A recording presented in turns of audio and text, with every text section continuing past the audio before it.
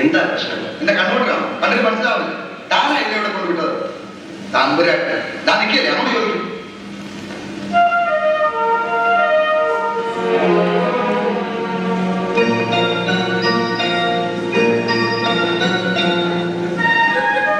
എന്താ എന്താ ഉണ്ടായത്? റൂമില്ലെങ്കിൽ റൂമില്ലെന്ന് പറയണം. വെറുതെ ആളെ പിടിച്ചെടുത്ത് മെനക്കെടുത്ത് നിങ്ങളല്ലേ എന്നോട് റൂം കൊടുത്താൽ പറഞ്ഞത്. പക്ഷേ ഇത് അഗതി മന്ദിര സത്രമൊന്നുമല്ല, കാശില്ലാതെ റൂം കൊടുക്കും. കാശില്ലെന്ന് ആരും പറഞ്ഞു? അവരോട് കാശില്ലെന്ന് പറഞ്ഞോ? കഷ്ടമുണ്ട്. വീണ്ടും വിളിക്കരുത്. എനിക്കറിയാം അവരെ പറയില്ലെന്ന്. താൻ പറഞ്ഞു വിളിച്ചു. എന്താ പറഞ്ഞത്? അമ്മാവനെ വിളിച്ചു പറഞ്ഞ കാശ് അയച്ചു തരുന്നവര് പറഞ്ഞില്ലേ? നിങ്ങൾക്കൊന്ന് ഫോൺ ചെയ്ത് അങ്കമാലി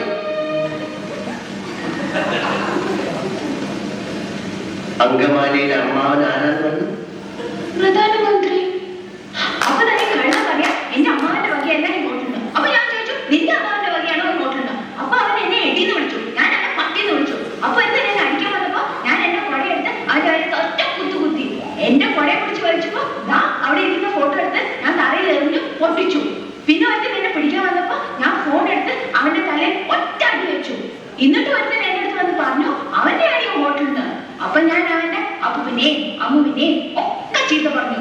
അവൻ പോലീസിനെ വിളിക്കുന്നു പറഞ്ഞപ്പോ ഞാൻ അവിടെ ഇരിക്കുന്ന പൂച്ചട്ടി എടുത്ത് അവന്റെ തലയിൽ ഒറ്റ അടി വെച്ച് കൊടുത്തു. അവനെ ആശുപത്രി കൊണ്ടുപോയി. ഞാൻ വേറെ ഒന്നും ചെയ്തില്ല, ഇത്രേ ചെയ്തുള്ളൂ.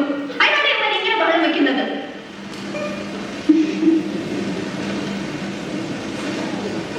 പട്ടാണല്ലേ?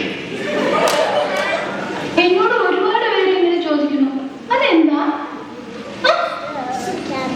കുട്ടി, ഞാൻ എന്ത് ചെയ്യണം? തന്നെ എനിക്ക് കുറച്ചായിട്ട് അറിയാവുന്നതുകൊണ്ട് ഞാനിതിൽ പോലീസിനെ വിളിച്ചില്ല. ഒരു 10,500 രൂപ നഷ്ടം ഉണ്ടാക്കിയിട്ടുണ്ട്.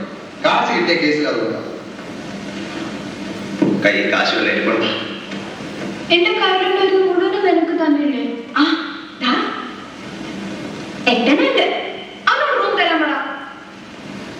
കുട്ടി ഇവർക്ക് മുഴുത്ത വട്ട കൂടുതൽ ശല്യം ഉണ്ടാക്കുന്ന വിളിച്ചോട്ട് പോടോ. കുട്ടി താൻ വിളിച്ചോട്ട് പോകുന്നുണ്ടോ? പോലീസിനെ വിളിക്കാം. പോലീസിനെ